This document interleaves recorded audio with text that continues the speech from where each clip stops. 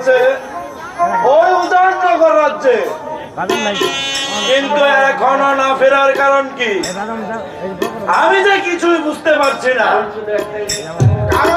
শুধু একটাই কারণ, ওই শয়তান বাদশা আপনাকে করেছে চরম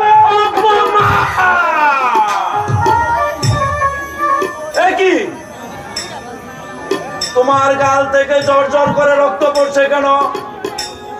কি বলবো উজির সাহেব, অপ্রিয় ভাষায় সে আমাকে করেছে গালাগালি, আপনাকে করেছে অপমান। অপমান, অপমান, অপমান! সেনাপতি আপনাদের সাথে অস্ত্র ধরে থাকে, এক পর্যায়ে আমি লাগে না এমন সময় ওই নাদির কোত্থেকে এসে আমার সঙ্গে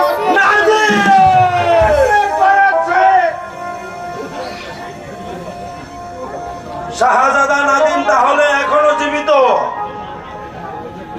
ওই জল্লাদ তাহলে তাকে হত্যা করেনি। হত্যা না করা পর্যন্ত কিছুতেই শান্তি নেই। চলুন সেনাপতি, আগামীকাল ওই উজাননগর রাজ্যে প্রবেশ করে